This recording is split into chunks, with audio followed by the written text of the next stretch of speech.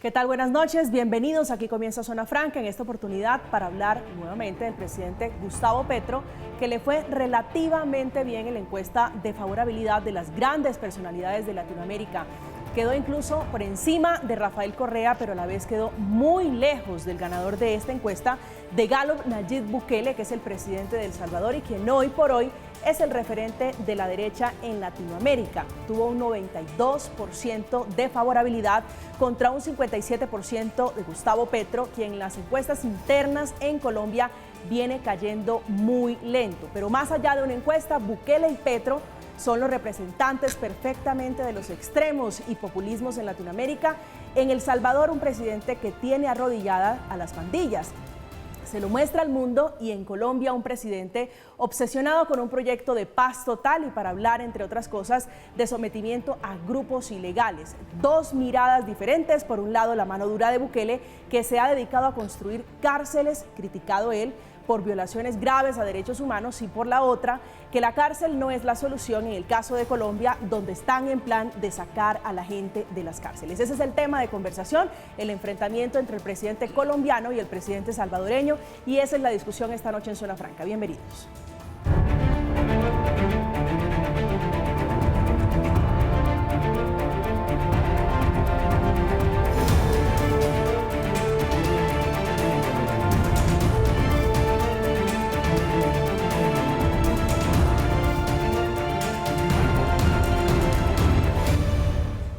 El pulso ha sido en las redes sociales. Los presidentes Bukele y Petro se la han pasado en las últimas 24 horas en ese contrapunteo luego de la encuesta de Gallup que midió la favorabilidad de las personalidades latinoamericanas. Esa es la encuesta que mide a los presidentes y le salió gallito fino. Bukele, que le dijo a Petro que la política en su país, en El Salvador, tiene muchos resultados que mostrar, y esto le respondió el presidente colombiano Petro, hablando él de las cárceles, esas imágenes de hombres rapados caminando casi en cuclillas, respondiendo a la política de la lucha contra el narcotráfico y las bandas que son las llamadas maras.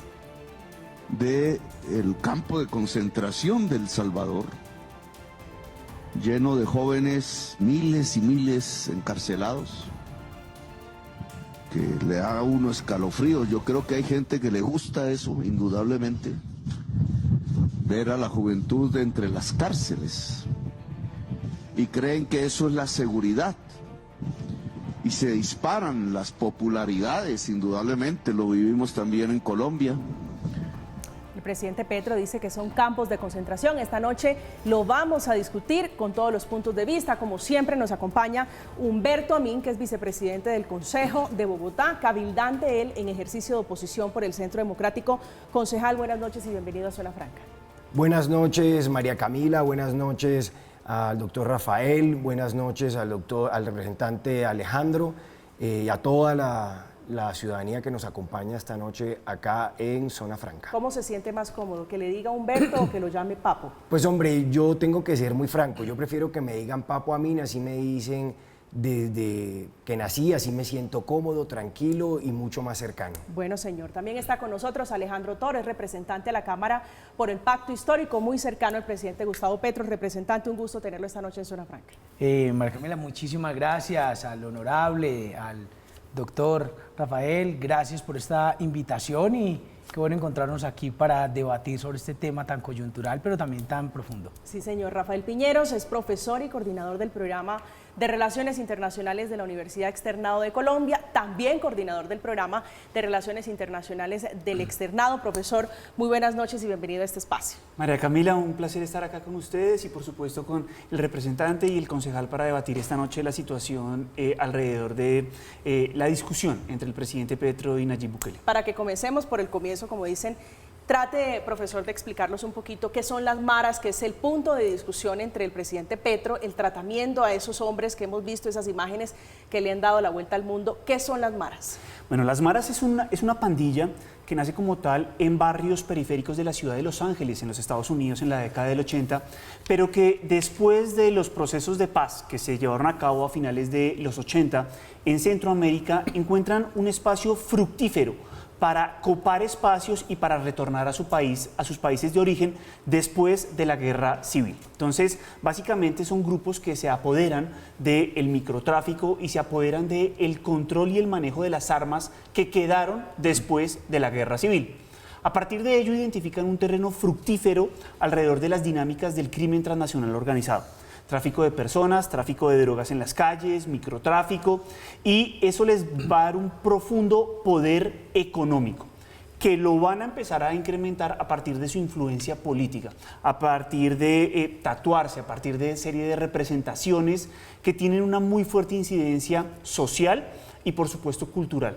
Y desde ese mismo momento generan ese lazo transnacional, es decir, tanto en los Estados Unidos, en el estado de California principalmente, como en varios países de la región de Centroamérica empiezan a tener influencia, a copar espacios que las autoridades no podían llevar a cabo, y eso trae múltiples consecuencias en el ámbito sociocultural, especialmente en los barrios más deprimidos, pero al mismo tiempo una influencia política, ¿no? ¿Son comparables en el caso colombiano? Digo, a ese terreno nos ha llevado el presidente Petro. Comparar lo que pasa allá en las cárceles con lo que él hizo aquí cuando fue alcalde de Bogotá. ¿Las maras son comparables con algún grupo que hoy exista o que haya existido en Colombia? Nacen de una manera muy distinta a cómo nacieron los grupos que tradicionalmente, si fueran de la guerrilla o de las Autodefensas Unidas de Colombia o de cualquier otro grupo al margen de la ley, surgieron. Porque estos nacen como una pandilla, es una cuestión barrial, es una cuestión de empezar a controlar las dinámicas del delito al interior de un barrio y se fueron expandiendo, mientras que en Colombia teníamos otro tipo de conflictos relacionados con el campo, relacionados con la explotación de los recursos naturales como el ELN. Entonces, desde su nacimiento son distintos y por lo tanto cualquier tipo de comparación se puede cometer errores cuando se hace de una manera muy amplia o muy dispersa. Habría que centrarnos específicamente en qué queremos analizar y cómo lo vamos a entender el fenómeno. Sí, quiero comenzar entonces con usted, representante Toro. ¿Por qué se mete el presidente Gustavo Petro a opinar sobre la política y el tratamiento de presos, de bandas criminales, de pandillas, como le llaman allá realmente en El Salvador? Bueno, una cosa es el tema de la opinión internacional, que tiene unas implicaciones diplomáticas y unas líneas en ese sentido, pero yo sí creo que uno no puede callarse ante cosas como estas. Esto no es una causa, esto es un efecto de algo que está sucediendo y el presidente lo describe muy bien. O sea, esos jóvenes, ¿dónde deberían estar? Esos jóvenes que quisiera Europa tener esa cantidad de jóvenes que estuvieran en el sistema productivo, educativo, de formación en los territorios. Entonces, cuando el presidente hace esta intervención, como lo ha hecho en otros lugares, es lanzar esa alerta. O sea, no podemos normalizar que esté sucediendo esto en América, donde miles de jóvenes los estén tratando de esa manera. Yo creo que si esas imágenes le pones blanco y negro y lo pones en ciertos lugares, la gente no va a saber si estamos hablando de un campo de concentración o si está sucediendo algo en Corea del Norte. O sea, es muy complejo. Y yo ¿Cuáles creo son que las graves violaciones a los derechos humanos que ustedes están viendo en esos videos que, coincido, son impactantes porque cumplen su propósito y es mandar el mensaje alrededor de que si usted delinque, esa es la consecuencia? Pero quiero puntualmente sobre las violaciones a los derechos humanos. Bueno, es que algunos dicen que se están hablando de violaciones a los derechos humanos. En este caso, no. Se venían haciendo ya las denuncias. Human Rights Watch viene diciéndolo ya desde el inicio de la presidencia de Rafael Bukele, en varias cosas. Primero, detenciones ilegales. Segundo, cuotas a los policías para entregar resultados, y es muy similar a lo que ocurrió aquí, que nos llevó a los falsos positivos, detenciones de menores de edad. Entonces, no solamente hablamos de lo que hoy pasa Nayib Bukele por los medios, es todo lo que viene sucediendo, y ya tuvieron que soltar a 4.000 personas porque descubrieron o llegaron a la conclusión que no estaban ligados ni a la Salvatrucha ni a la 18. Entonces yo creo que sí hay una violación directa a los derechos humanos en El Salvador y que tenemos que pronunciarnos, porque en 1933 eligieron a Hitler en democracia. O sea, Hitler no hizo un golpe de Estado, Hitler lo eligieron y tenía una favorabilidad altísima y llevó a donde llevó Alemania. Entonces yo sí creo que hay que lanzar una alerta. Concejal. Pues hombre, aquí hay que partir de una base, y es quitarnos de la cabeza que son jóvenes, son bandidos, son delincuentes. Es que tenemos que quitarnos ya de una vez el tema de que es que son jóvenes, la narrativa que da el presidente Gustavo Petro. Aquí es bien importante decirle a toda la ciudadanía lo siguiente: el presidente Gustavo Petro sigue defendiendo los derechos de los bandidos. Es que tenemos que tener en cuenta que estas personas a las que quieren llamar jóvenes, como también ha pasado con la primera línea aquí en Colombia, son delincuentes. Entonces partamos de la base de que actualmente, el 1 de marzo, en El Salvador, no hubo un homicidio, 0 homicidio por primera vez en la historia, en un día en El Salvador. Entonces, aquí hay cifras reales que el presidente Gustavo Petro claramente no las tiene, que tiene un 57% de favorabilidad, que creo que es mucho menor realmente a lo que muestra la encuesta Gallup. El presidente de El Salvador tiene un 92%, pues hombre, las cifras hablan por sí solas. Tratar de venir aquí a engañarnos con una retórica de que es que esta no es la manera de hacerlo. No, yo creo que sí es cierta forma la manera de hacerlo. Aquí necesitamos realmente que la gente vaya a las cárceles y eso es un gran problema que tenemos en Colombia. Yo no sé si saben que de 10 personas que son capturadas, 8 salen libres. Realmente no son judicializadas y tenemos a un ministro que dice con aquella tranquilidad que es que las cárceles no dan abasto y que lo que queremos es que salgan realmente los bandidos a la calle. Yo creo que ya estamos cansados los colombianos de que aquí vivamos luchando por los derechos de los delincuentes y no realmente de los colombianos que hemos vivido toda la vida dentro de un marco de legalidad. ¿Usted cree que estos son campos de concentración? Las No. imágenes que hemos visto, que es el término que utiliza el presidente Petro para describir esas fotografías, esos videos. Pues aquí claramente el presidente Petro lo que busca es estigmatizar la política que ha implementado el presidente Nayib Bukele. Yo no estoy de acuerdo en que sean campos de concentración. Las cifras hablan por sí solas. Ya quisiera el presidente Gustavo Petro realmente tener resultados tan positivos como los tiene Nayib Bukele en El Salvador. Realmente a mí me parece vergonzoso lo que vimos hoy en San Juan, en San Vicente del Caguán. O sea, es terrible. Realmente un presidente que poco le importa la seguridad inclusive de la fuerza pública, que los ha dejado solos, que no le interesa sino buscar la manera de la impunidad a todos los bandidos de este país. Profesor Piñeros. Bueno, yo creo que ambas posiciones pueden tener sus puntos flacos, si se quiere, en el sentido de que si se trata de denunciar las violaciones a los derechos humanos, no hay que irse a El Salvador, a Chile o a cualquier otro país de América Latina para instrumentalizar algo que también pasa en Colombia. Y como lo decía el exsecretario de las Naciones Unidas, Kofi Annan, en la década de los 90, si se tratara de violaciones a los derechos humanos, la Organización de Naciones Unidas se quedaría sin miembros porque en todos los países se viola al menos uno. Entonces, no hay que ir a El Salvador para reflejar lo que perfectamente puede pasar en cualquier municipio de nuestro país. Asimismo, creo que el discurso va dirigido a, teniendo en cuenta el timing político que hay en nuestro país, a reforzar la audiencia interna, a reforzar la solidez de su gobierno y no necesariamente a un mensaje que contribuya en algo a mejorar la política exterior o el posicionamiento de Colombia. Sin embargo, también es cierto que cuando hay gobernantes que se concentran en una política en particular, como lo hace Nayib Bukele, es decir, en este caso, en una muy fuerte presencia de los estamentos de seguridad en la política. Recordemos que el presupuesto fue aprobado con militares en la Asamblea General, lo cual es muy grave, y no importa si es de derechas o de izquierda, creo que en cualquier país de América Latina o del mundo ese hecho sería Pero hoy fuertemente estamos en la discusión criticado. en que capturar es de derecha y soltar es de izquierda, digo, los presos. Yo no creo que ¿Esa es se la deba ver discusión? así, yo creo que lo debemos ver desde una perspectiva de el Estado de Derecho no se puede tratar como un elástico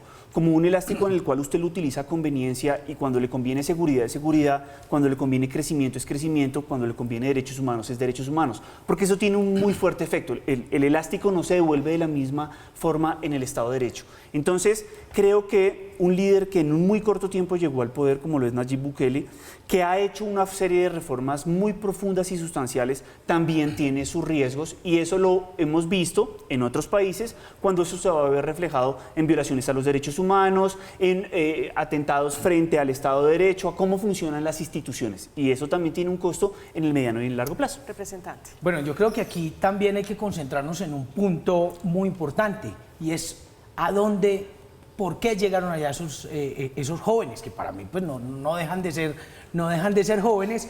Llegaron allá por falta de oportunidades, llegaron allá por falta de inversión en los territorios.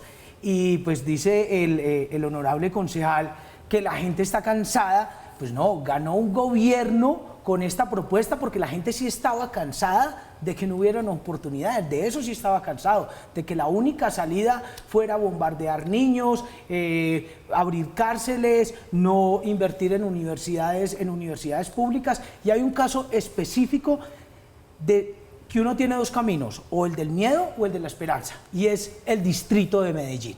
En el distrito de Medellín se hizo una inversión en los jóvenes, en los territorios, en la periferia, un computador para cada estudiante. Acabamos de inaugurar un centro de cuarta tecnología donde era una cárcel. Reducción de homicidios. Nayib Bukele habla de reducción de homicidios del 50%, allá está en el 49%. Pero tenemos una fotografía reciente, representante, que es la encuesta Gallup, que le preguntan a los colombianos sobre la paz total, que es el proyecto más grande y más ambicioso del presidente Petro, y el 49% no está de acuerdo con lo que el presidente está haciendo en materia de paz total, que eso trae, métale por allí de corriente, beneficios, el dinero que le van a dejar a los narcotraficantes, excarcelaciones y todo lo que usted quiera meter que se puede entender como paz total. Eso no le dice algo, digo, esa fotografía que es la más reciente, porque yo entiendo que el presidente Petro se eligió con unas banderas de conseguir la paz, pero esa fotografía puntualmente le dice algo. Sí, me dice que estamos en un proceso, es que hay que recordar dónde está hoy Paz Total. Paz Total apenas la votamos en el Congreso, pasó a sanción presidencial y ni siquiera hemos iniciado, por ejemplo, con los subcomisionados en los territorios, que es una de las apuestas, que la gente tenga posibilidad de acercarse a los procesos en los territorios. No hay recursos todavía asignados para esos subcomisionados, las funciones para los alcaldes que hagan los primeros acercamientos. Hoy Paz Total es una teoría que, digamos, ha funcionado un poco con el tema del ELN, y en el caso de Medellín ya está funcionando. Eso incide en la reducción de los homicidios. Recuerden, estamos hablando de 49% de reducción de los homicidios, que es comparable con lo que está haciendo Nayib Bukele, porque Nayib Bukele le dice al presidente, es que usted me está hablando de 30 años, no, yo le estoy hablando de un caso específico donde la esperanza y la inversión social es la que genera esos resultados. El año pasado no murió en Medellín ningún menor de 14 años, eso no se veía desde 1979, o sea que sí, yo creo que concentrarse en el tema de que hay que ir a las causas más que a los efectos. Claro, hay que fortalecer el sistema de justicia en Colombia, y por eso viene la reforma a la justicia, que seguramente será uno de los temas que enseguida vamos a tratar. Me da usted la patica para preguntarle. Claro, donde no vamos a concentrarnos en lo punitivo, ¿usted cree que sino en la resocialización? ¿La mano dura funciona o no funciona hablando de justicia?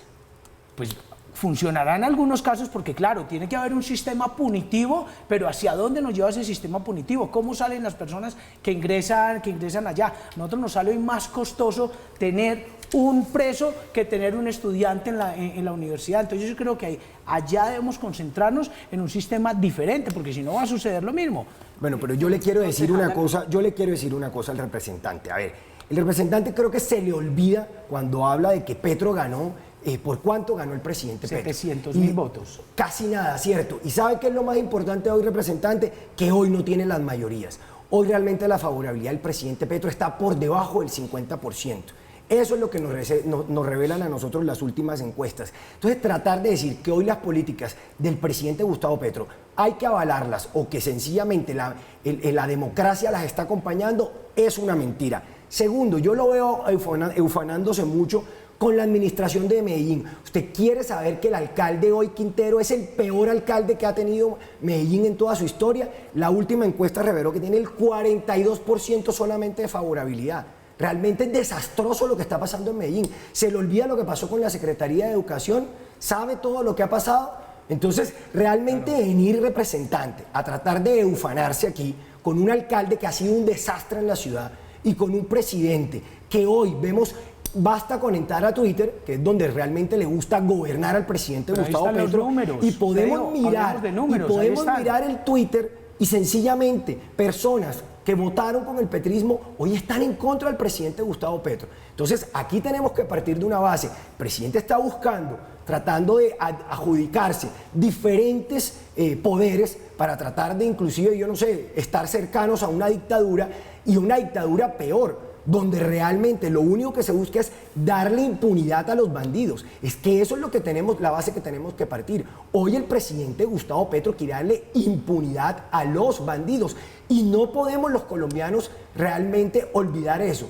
Aquí hemos vivido dentro de un marco de legalidad, hemos respetado la ley, los derechos míos no pueden ser los mismos de esos bandidos. Todos tienen que irse a la cárcel y pagar por sus crímenes, no ceder. La paz total, hoy se lo digo con toda la tranquilidad del representante, es una mentira. Miren lo que está pasando con la fuerza pública. ¿No vio cómo realmente indígenas tenían amedrentados a funcionarios de la fuerza pública? Eso es vergonzoso, eso es una atrocidad lo que está permitiendo el gobierno Entonces nacional. solo los números que le benefician. ¿Cuáles números? ¿Cuáles números? Usted se ufana de los números de reducción ¿cuáles de números? los homicidios Si los números- en El Salvador, ¿cuáles números? pero entonces los de Medellín no le sirven, solo le No, sirven pero los del ¿cuáles Salvador. números si Quintero solo Usted- tiene el 42%? Es el Estoy peor hablando- alcalde que ha tenido Medellín. ¿Y No cuántas son fallas vidas se han con eso. salvado? Debería ¿Cuántas vidas se debería han darle salvado? vergüenza decirle que es de Quintero. No, pues Cuando claro, entonces a usted estamos- le sirven los de Salvador, pero no le sirven las vidas salvadas de Quintero, solo le sirven esas. Pero ¿cómo va a hablar de esas vidas cuando estamos hablando que en El Salvador el día 1 de marzo, el día de ayer, fueron 0 homicidios? Y nosotros llevamos Cero. 410 Cero, días sin cero, homicidios. cero 410 días cero no homicidios. consecutivos sin homicidios. En todo un país, no estamos hablando de una ciudad, no se ufane con Profesor Un todo. país de Piñeros, 6 ¿cuándo- millones de habitantes, lo mismo que Antioquia. No es lo Profesor mismo que Piñeros, antes. cuando estamos frente a una situación como esta, que creo yo es populismo de derecha, que es el caso de Nayib Bukele, y en algún sentido populismo de izquierda en el caso del presidente Gustavo Petro, ¿cuál es el fenómeno? Es decir, ¿hacia dónde dicta la corriente? Porque aquí en Colombia tenemos la costumbre, y los penalistas, los que saben de las leyes, dicen es que somos carceleros, nos gusta ver a la gente en la prisión. ¿Cuál es el efecto que tienen las dos posiciones? Digo, el uno por un lado diciendo son violaciones de derechos humanos, no deberían estar presos, y el otro mostrándole al mundo cómo se construyen cárceles, cómo se tienen, digamos, doblegados y arrodillados a la delincuencia. Ambos buscan generar un discurso en el cual buscan asegurar el respaldo de su masa, de sus votantes, de las personas que sin duda alguna lo apoyan. Es bastante ligero mencionar que son campos de concentración, pero al mismo tiempo también hay una violación de algunos derechos esenciales que en una cárcel o en un recinto penitenciario deberían existir. A un preso no se le puede cobrar por el papel higiénico, no se le deberían cobrar por servicios básicos como la alimentación. Pero ambos discursos lo ven como algo positivo, como son bandidos, entonces hay que cobrarles porque le hicieron daño a la sociedad. Es cierto que Nayib Bukele ha encarcelado al menos 68.000 miembros vinculados a pandillas y que de esos, según los datos del representante, aproximadamente 4.500 han salido de las cárceles porque tanto Human Rights Watch como otras organizaciones no gubernamentales han demostrado que su encarcelamiento se produjo por fuera del Estado de Derecho. Eso es menos del 10%. Quiere decir que sí hay una gran cantidad de personas vinculadas a pandillas criminales. Que todos sean menores de edad o que todos sean hombres pequeños, es difícil saberlo. En efecto, en una población tan amplia, porque estamos hablando de 68.000, es una ciudad casi que como Zipaquirá, puede ser un poco más grande. Entonces, no es un hecho menor, y en un país con una población pequeña, pues estamos hablando de que es un fenómeno importante. Pero fíjese, profesor, que estamos ante dos presidentes, uno de derecha, que es el Bukele, es de Nuevas Ideas, y el presidente Petro, el pacto histórico. Pero los dos han intentado y se han sentado a hablar con esos grupos. El presidente Nayib Bukele también viene de un proceso de negociación, digo, un proceso que había iniciado en el 2012 con otros gobiernos, pero ese proceso con las maras es producto también de una negociación. Por supuesto, y por eso mencionaba, y creo que es válida la primera observación que señalé, el Estado de Derecho no se puede tratar como un acordeón. Colombia viene de un proceso de paz, estamos en un proceso de posconflicto, un proceso que generó múltiples divisiones entre los distintos actores políticos, y una paz total, como la hace ver el presidente Petro, creo que puede ser peligroso, ¿Por qué? Porque en efecto el trabajo que se debe hacer con grupos al margen de la ley como el Golfo, el Cartel del Golfo o algunas otras bandas emergentes, criminales, que no aceptaron ese proceso de paz, disidencias de las FARC, el ELN, etcétera, etcétera, en un periodo tan corto de tiempo, no necesariamente asegura que eso vaya a salir de manera correcta. Es cierto que los países se pueden dar la pela o se pueden esforzar en crear procesos transicionales, crear una vertiente particular, pero eso no se puede hacer cada 2 años o cada vez que alguien llegue al poder. Y ese sí es un problema serio. En Centroamérica, la paz se firmó a finales de los años 80 y Nayib Bukele también deja profundas dudas sobre la legitimidad y la legalidad de sus actos. No solo con la negociación. Recuerde usted que a mediados del año pasado, cuando todavía en América Latina pensábamos en pandemia, él retiró a 1/3 de los jueces del Poder Judicial de El Salvador e introdujo nuevos jueces, lo cual genera cierta suspicacia sobre la capacidad que van a tener de juzgar en derecho las múltiples violaciones que se presentan en ese país. Claro, entonces, esa es la otra denuncia de una ruptura de los poderes en el caso de El Salvador, representante Toro. Bueno, aquí hay algo que también pues quería tocar y es el tema de por quién hacemos este trabajo de la paz total. O sea, que es el centro. El centro es la verdad, el centro son las víctimas y ahí también hay un tema de presencia del Estado en los territorios. Pero cuando uno se va a ver los números, uno dice, listo, yo me dedico a continuar la guerra y a continuar la confrontación cuando tenemos 9 millones de víctimas, 7 millones de desplazados, más de 300.000 homicidios, 80.000 desaparecidos, 40.000 secuestrados, ya le apostamos a ese camino. Es que le apostamos una, le apostamos 2, casi nos la meten 3 veces en un tercer periodo y no dio resultado. ¿Y qué le hace sospechar que esta sí va a ser la vencida? O sea, que esta vez va a ser diferente y que esos grupos, digo, el señor que mataron ayer, hace unos días, el señor Siopas, que es el heredero de Otoniel, venía de las FARC, estuvo sus orígenes allí y recorrió toda clase de grupos, terminando convertido en el gran jefe del Clan del Golfo. ¿Qué le hace sospechar, justamente por eso, que y en esta Otoniel venía del EPL? Sí, que en esta oportunidad sí, bueno, usted lo está diciendo, Otoniel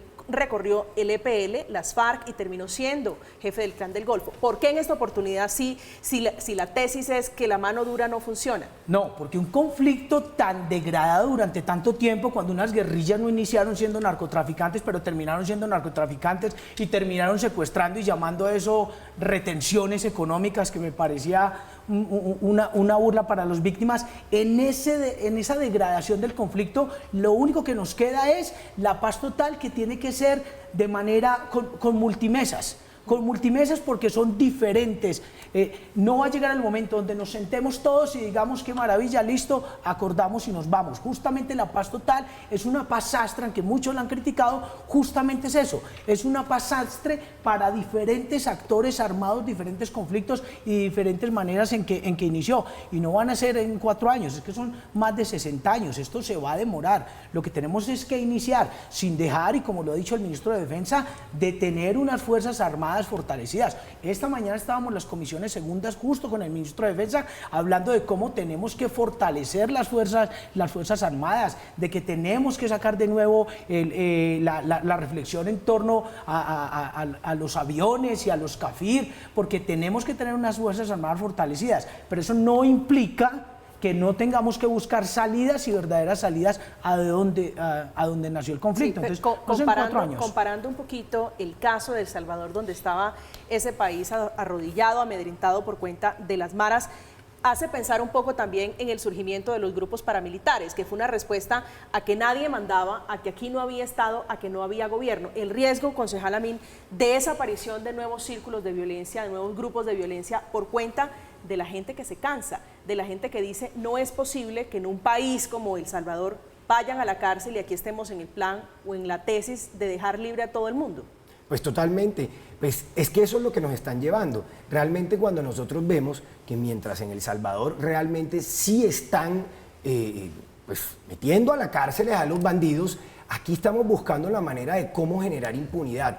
Pues cuando nosotros, hace unos días atrás, recién posesionado el presidente Gustavo Petro, recuerdo que vimos unas caravanas de Toyotas donde una vez estigmatizaron que eran puros paramilitares, pues ¿Qué es lo que hace realmente las personas cuando se ven amenazadas? Pues buscan la manera realmente de armarse, y a eso es precisamente lo que no queremos llegar. Yo quiero decir una cosa al representante. Es muy importante dejar claro que los gobiernos en los cuales se persiguió el expresidente Álvaro Uribe Vélez, la guerrilla llegó a su mínima expresión. Lastimosamente tuvimos luego un presidente que realmente fue lo más traicionero, como lo fue Juan Manuel Santos, que vimos claramente cómo volteó todo ese esfuerzo que se había hecho desde la seguridad democrática, y eso es una realidad. El presidente Uribe extraditó inclusive a todos los integrantes que hacían parte del paramilitarismo, a todos los extraditó, realmente los metió a la cárcel y no los dejó sentados en el Congreso como sí lo hizo Santos con estos bandidos de la FARC. Entonces aquí hay que hacerle una pregunta a toda la ciudadanía. ¿Ustedes están contentos con ver a los bandidos de la FARC sentados en el Congreso con curules ganándose 30 y pico millones de pesos? Pues yo creo que nadie está contento con eso. Pero esa es una discusión diferente, concejal, porque eso es producto de un proceso de paz y de una negociación entre el Estado, no entre el gobierno Santos, sino entre el Estado colombiano y un grupo que decidió dejar las armas. Pues, pero es que, ¿qué vimos de eso? Que realmente solo fueron unos cuantos los que se perdonaron, que se sentaron ahí, y los demás, ¿qué pasa? Siguieron delinquiendo. Es que ese es el punto. No es solamente la negociación entre el Estado y la FARC, no. Fue una negociación entre el expresidente Juan Manuel Santos, esto hay que decirlo. Realmente ni siquiera se lo aprobó la ciudadanía. Acuérdense que del plebiscito, la ciudadanía le dijo que no, y el presidente Santos lo metió a la fuerza por medio de un fast track, lo nunca visto en el Congreso. Lo mismo que quiere hacer hoy el presidente Gustavo Petro. Entonces, aquí hay que decirle a la ciudadanía, otra vez queremos lo mismo, otra vez queremos regalar curules, otra vez queremos ver a los bandidos del ELN sentados en el Congreso, y como si aquí no hubiera pasado nada. Mientras tanto, en Colombia nos engañaron con una paz de Santos y ahí siguen realmente delinquiendo, y ahora nos engañan con una nueva paz total. Aquí viven los presidentes engañando con ese tema de la paz. No le jueguen más a los colombianos. Una sociedad no puede utilizar por un tiempo indeterminado un tipo particular de políticas. Ni toda la mano dura es buena, ni toda la inversión social es positiva. Y el caso de El Salvador lo demuestra. 20 años de cohabitación entre el Frente Farabundo Martí y otras agrupaciones políticas de centro derecha no permitieron superar los problemas estructurales de una sociedad en la cual ha sido difícil consolidar el Estado de Derecho y la economía de mercado.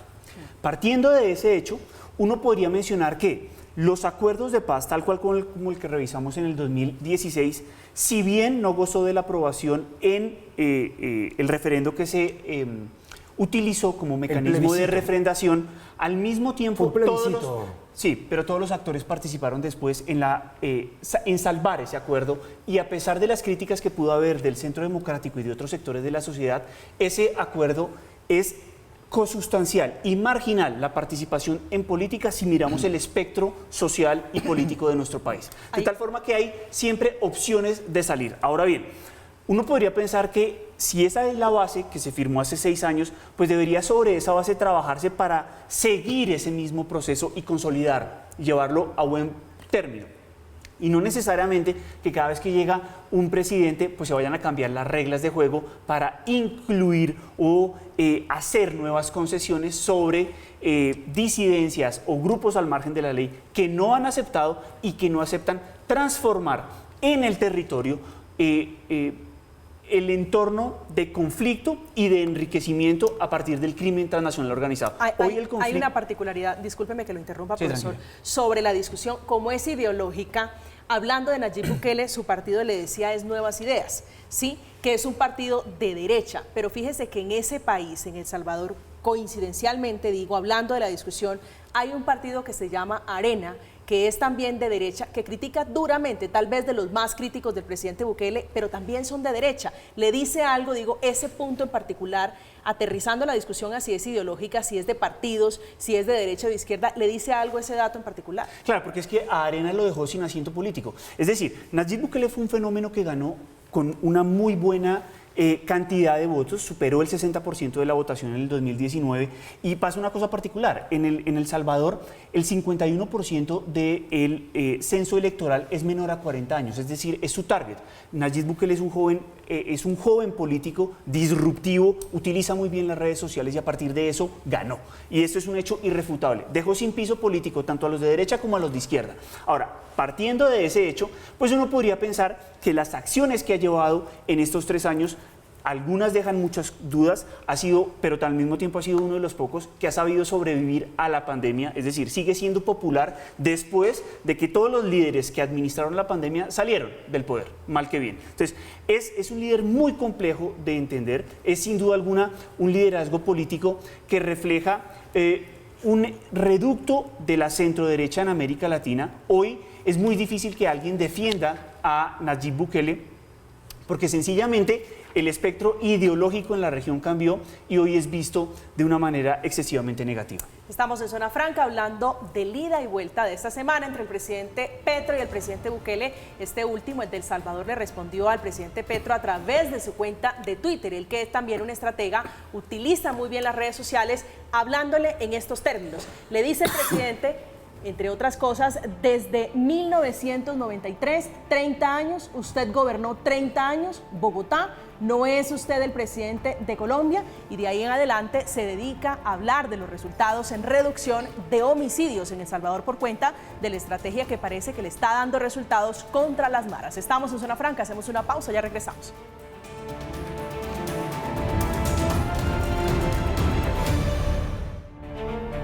Estamos de regreso, estamos en Zona Franca hablando de política internacional, de justicia de El Salvador y de Colombia a propósito del presidente Petro, que se mete allí a opinar sobre lo que ocurre con las maras, con las cárceles, no habiendo tenido hace apenas unas semanas una experiencia con Perú, el Congreso que terminó declarándolo persona no grata por injerencia en los temas internos de ese país. A propósito de El Salvador, hay defensores y opositores al presidente Nayib Bukele, así se han expresado, y se expresa la diputada salvadoreña sobre la política carcelaria y la mano dura.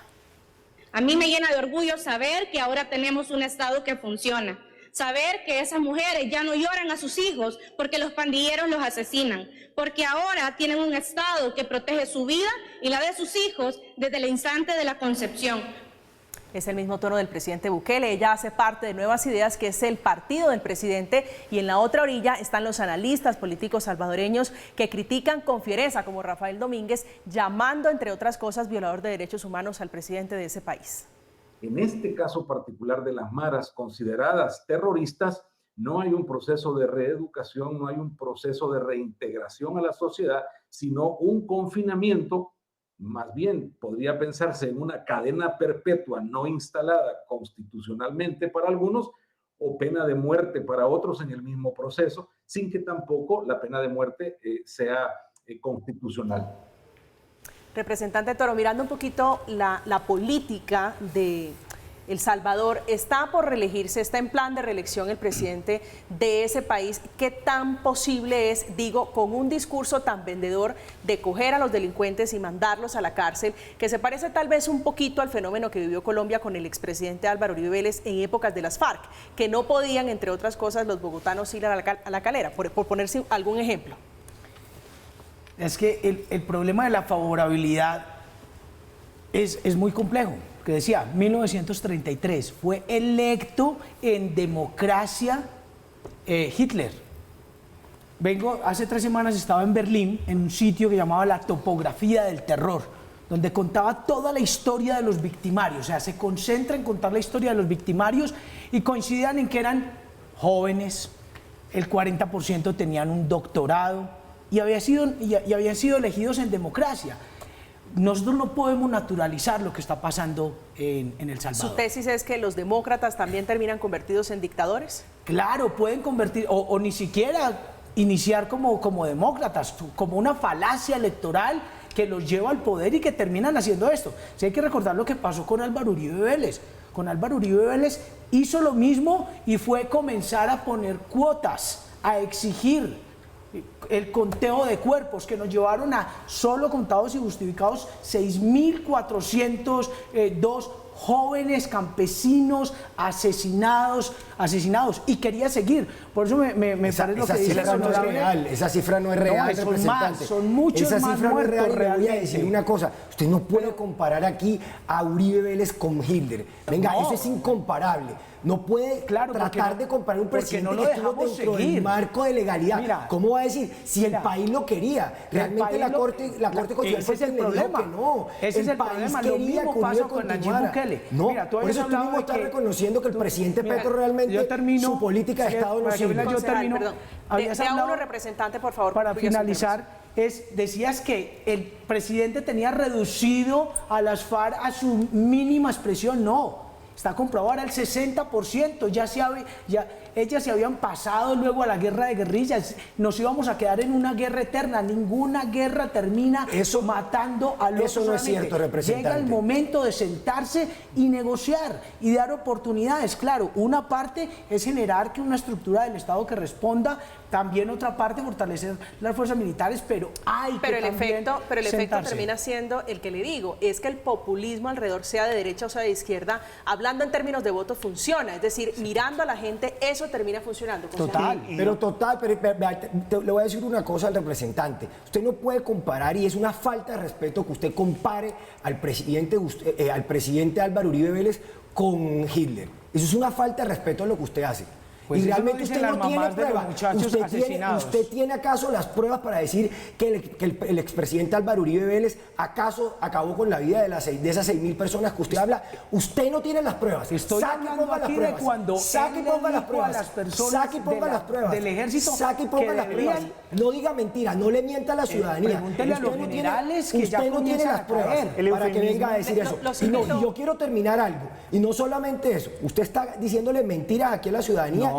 Y además de las mentiras que está diciendo, 6.402 está jóvenes fueron reconociendo. asesinados. Déjeme terminar. Está reconociendo que las políticas del presidente Gustavo Petro son tan nefastas que usted mismo dice, si la Corte Constitucional le hubiera permitido al expresidente Álvaro Uribe Vélez continuar su reelección, se hubiera reelegido. Y se hubiera reelegido porque realmente fue un presidente que tenía el 80% de aceptación. Ya quisiera Petro tener siquiera el 50-60% de aceptación de un país. Respeta al presidente Álvaro Uribe Vélez. Respeta al presidente Álvaro Uribe Vélez. asesinando Profesor jóvenes. Piñeros. Respeta al presidente Uribe Los Vélez. eufemismos son peligrosos y sin duda alguna refleja la utilización de otro tipo de mecanismos distintos a cómo una sociedad solventa sus problemas. Y vuelvo otra vez a un elemento que ha mencionado anteriormente. No se necesita ir a El Salvador para señalar a quien no nos gusta con la intención de ganar adeptos o de reflejar un elemento que requiere, y es una inyección de favorabilidad del presidente Petro. Considero en ese sentido que, si bien lo que sucede en El Salvador debería ser problema de los salvadoreños y de la sociedad salvadoreña, la utilización de la política exterior, no solo contra El Salvador, sino cuando hace comentarios frente al Perú, cuando hace comentarios frente a Chile, puede ser peligrosa. Desvía la importancia que tiene y la necesidad de establecer relaciones de cooperación para la solución de los problemas transnacionales que tiene toda la región. Los problemas internos se deben solucionar a través del cauce institucional de cada país y no necesariamente la intervención de un cuerpo externo. En este caso, el presidente Petro va a ayudar o a contribuir a solucionar los problemas en ese país. Pero usted ve el riesgo de lo que le pregunto, es decir, una reelección posible de Bukele, o se lo quiero cambiar. El presidente Petro está comenzando su mandato y creo que es prematuro hacerle la pregunta, pero me voy a aventurar. Si el riesgo es ante una política de mano dura, como es la de Salvador, y una que no es de mano dura en Colombia, porque así mismo lo ha dicho y lo ha interpretado el ministro de Justicia, ¿el riesgo es una elección de un Bukele en Colombia? Yo no creo que ese sea nuestro peor problema hoy en día. Nuestro peor problema es la inacción, la corrupción, otro tipo de elementos, y creo que el timing político de hoy no es para pensar en si es bueno o recomendable o no una reelección. La Corte Constitucional dijo que no se podía y en este momento esas son las reglas del juego. Y si quiere insinuarlo por parte del presidente Petro es un error, y buscar reavivir una figura que eventualmente no nos dio buenos resultados tampoco resulta positivo. El Salvador es otra cosa, es un problema de ese país y el sistema interamericano de derechos humanos o su sistema judicial debería ser el encargado de resolver las disputas sobre el efecto institucional que tiene la reelección presidencial para ese país en particular. Estamos en Zona Franca hablando del presidente Petro, del presidente Bukele, que con otro trino le respondió al presidente Petro, producto de ese ida y vuelta de mensajes, fue este en el que le pidió más resultados y menos retórica. Le dice: señor presidente Gustavo Petro, los resultados pesan más que la retórica. Deseo que Colombia en realidad logre bajar los índices de homicidios como lo hemos logrado en El Salvador, los salvadoreños. Dios lo bendiga. Hacemos una pausa, estamos en Zona Franca, en instantes regresamos con más de esta que es la discusión, la nueva pelea que caza el presidente Gustavo Petro.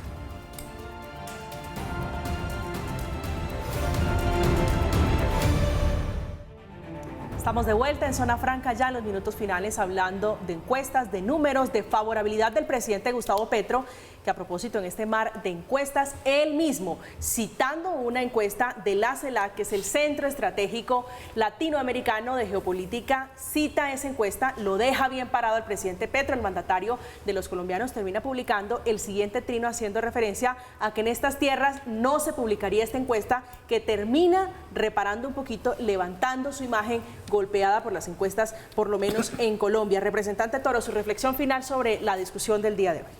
Bueno, lo primero, recordar con qué favorabilidad salió de la alcaldía de Bogotá el presidente Petro y hoy es presidente.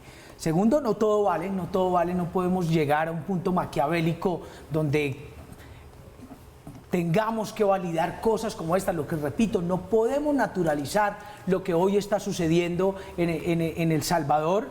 La paz total es una gran apuesta que inicia. O sea, nosotros iniciamos el 7 de agosto y estoy seguro que va a comenzar a construir ese nuevo país que realmente dé oportunidades a esos jóvenes y no tengamos que llegar a ese punto. No, nunca vamos a llegar a ese punto. Y tercero, recordar una frase de un poema de Pablo Neruda que decía: de cada niño muerto saldrá un fusil con ojos que nos hallará un día el sitio del corazón. Si seguimos tratando la violencia con violencia, pues nuevas generaciones comenzarán a alimentar ese círculo sin fin. Concejal Amin. Pues hombre, yo sí quiero decirle a la ciudadanía que este es el resultado de la narrativa que el petrismo siempre quiso hacer en Colombia. Atacar al expresidente Álvaro Uribe Vélez, atacar al uribismo y de esa manera tanto llegar al punto que hoy están en el poder. Pero lo más triste es que hoy no son capaces de gobernar bien al país. Es increíble, así como lo dice el representante, 7 meses llevamos de gobierno y ya el presidente Gustavo Petro se está autodestruyendo. Aquí es donde realmente la ciudadanía tiene que darse cuenta de que las políticas de la izquierda no funcionan. Y si no, basta con compararnos con El Salvador, 92%, y el presidente Gustavo Petro va de pique abajo y no va a salir adelante con estos números que no le favorecen. Profesor Piñeros. Hace algunos años se hablaba de cómo la diplomacia del micrófono tiene efectos perjudiciales para incentivar los procesos de integración, para incentivar la cooperación entre los países de la región. Y creo que hoy en día la diplomacia de Twitter y utilizar las redes sociales como un mecanismo de comunicación directa les trae resultados no necesariamente positivos cuando se casan enfrentamientos directos entre presidentes. ¿Por qué no es positivo? En primer lugar, porque desvía la atención tanto en Colombia como en El Salvador.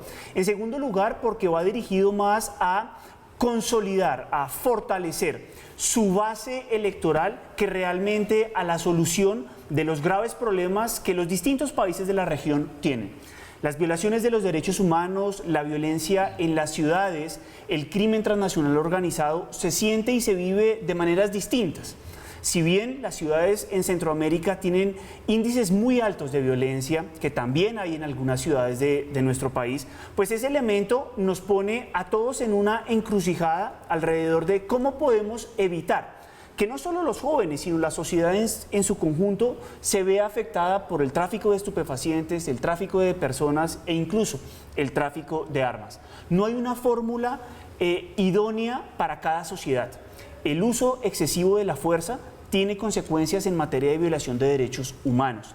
La inversión social, si bien se espera que tenga resultados en el mediano y en el largo plazo, en El Salvador en particular, también dejó muy mal parados a los partidos tradicionales por los malos manejos que han hecho en los últimos años de sendos fondos que han recibido de cooperación internacional.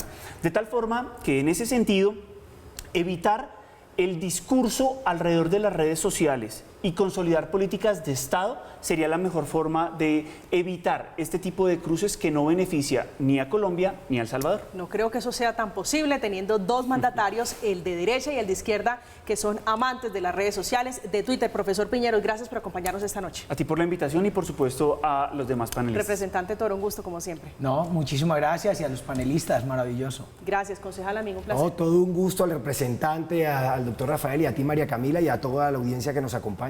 Concejal de Bogotá, Papo Amin, el representante de la Cámara, Alejandro Toro, y Rafael Piñeros, que es profesor y es el integrante, es el responsable, el coordinador del programa de Relaciones Internacionales de la Universidad Externado de Colombia, esta noche hablando de la pelea que hay, de la discusión, entre otras cosas, el presidente Petro citando un debate internacional al presidente Nayib Bukele para discutir estos temas. El presidente Petro, a propósito de tema de justicia, de paz total, de grupos armados, hoy está tomando distancia de su hermano Juan Fernando Petro y de su hijo, que es Nicolás Petro, por presuntos hechos de corrupción alrededor de la venta de cupos para la paz total. Hay un señalamiento grave, por lo que él le pide al fiscal general de la Nación investigarlos y les desea suerte, que ojalá puedan demostrar su inocencia. Llegamos al final de Zona Franca. Como siempre, gracias por acompañarnos. Que tengan una feliz noche.